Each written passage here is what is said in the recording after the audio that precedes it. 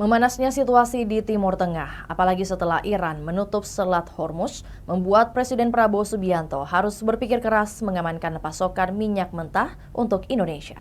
Dampak dari itu kini membuat cadangan minyak mentah Indonesia hanya bisa bertahan 20 hingga 23 hari. Mengantisipasi kondisi konflik yang kemungkinan semakin memanas, Prabowo memerintahkan agar menambah kapasitas penyimpanan energi nasional hingga setara kebutuhan 90 hari atau sekitar 3 bulan. Menteri Energi dan Sumber Daya Mineral Bahlil Lahadalia menyampaikan bahwa pemerintah terus mencermati perkembangan konflik guna memastikan pasokan energi dalam negeri tetap aman, baik untuk BBM maupun LPG. Ia mengungkapkan kapasitas cadangan BBM nasional saat ini hanya mampu bertahan maksimal sekitar 25 hari, sementara stok yang dikelola PT Pertamina Persero berada di kisaran 20 hingga 23 hari. Menurutnya, keterbatasan utama bukan pada ketersediaan minyak, melainkan pada ruang penyimpanan. Karena itu, arahan Presiden difokuskan pada percepatan pembangunan fasilitas storage baru. Dengan tambahan infrastruktur tersebut, ketahanan energi nasional diharapkan dapat diperkuat hingga mencapai target 3 bulan. Sumatera disebut sebagai salah satu wilayah yang dipertimbangkan untuk lokasi pembangunan fasilitas tersebut. Di sisi lain, pemerintah memastikan pasokan BBM dan LPG dalam negeri masih aman. Untuk 1 hingga 2 bulan ke depan termasuk menjelang Lebaran 2026, distribusi dan harga energi diyakini tetap terkendali. Namun pemerintah tetap mewaspadai kemungkinan dampak lanjutan apabila konflik berlangsung berkepanjangan. Sebagai langkah mitigasi, pemerintah mulai mengalihkan sebagian impor minyak mentah yang sebelumnya berasal dari kawasan Timur Tengah dan melewati Selat Hormuz ke negara lain termasuk Amerika Serikat. Sekitar seperempat impor crude Indonesia sebelumnya berasal dari kawasan tersebut. Sementara untuk LPG dan bensin impor, sumber pasokannya disebut tidak bergantung pada Timur Tengah, sehingga relatif lebih aman dari dampak penutupan jalur tersebut. Dengan strategi diversifikasi pasokan dan rencana penambahan fasilitas penyimpanan, pemerintah berupaya menjaga stabilitas energi nasional di tengah dinamika geopolitik global. Itulah tadi berita Hot News kita pada hari ini. Saksikan berita Hot News lainnya hanya di kanal YouTube dan Facebook Tribun Timur.